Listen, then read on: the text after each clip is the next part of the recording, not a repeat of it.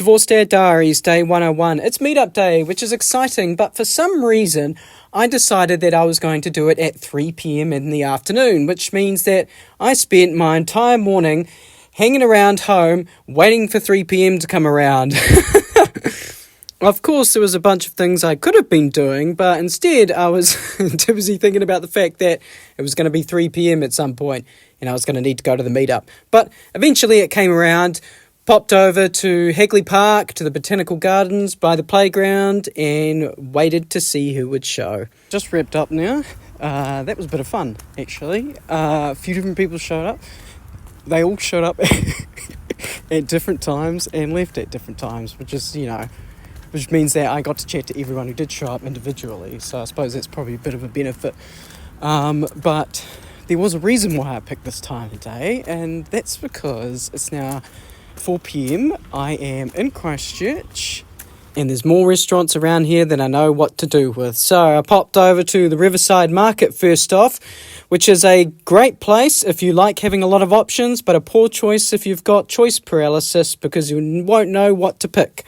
But funnily enough, I settled for this ramen place, which was actually right outside. Now, I've never had ramen before, so I thought, why not, May as well try something new. And I noticed that they had this Happy Meal, which is like you get ramen, a bit of beer, and some karage chicken. So why not? And I knew it was authentic because they had these little Kikkoman soy sauce bottles.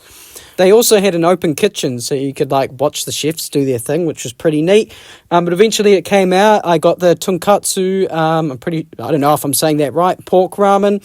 And it came with 2 pieces of karage chicken.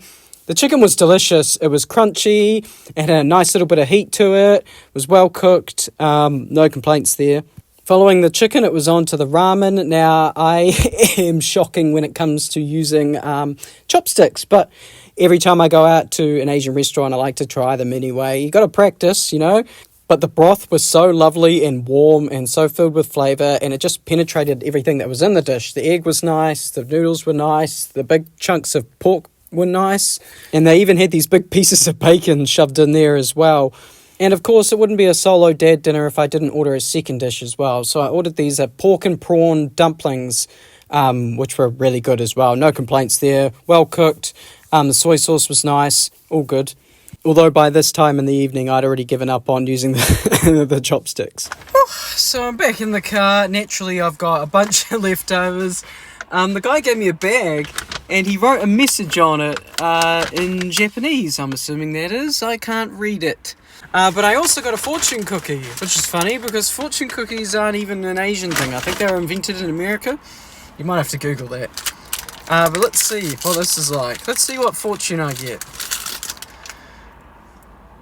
This doesn't look appetizing, I must say. How do you even... Do you just break it? I'm gonna get crumbs in my car. Oh, shit. Okay. Good things come to those who wait. Hey! Funny that. Very generic. That's actually not bad. I would eat more of these. I made sure to pick up some essential supplies on the way home, but today might be... It's sort of... I don't... It feels weird to say it, but it might be the first day that I've actually felt like an influencer.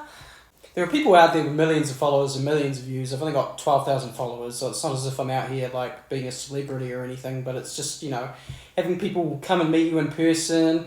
I went down to the Riverside Market. I ran into someone there who recognised me.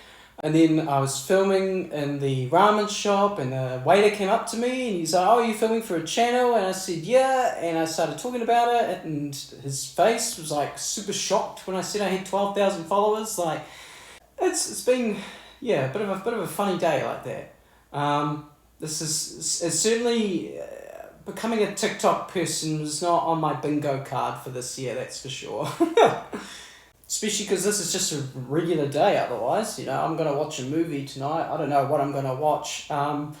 Anyway, I'll see what's on Netflix and I'll catch you on the flip side.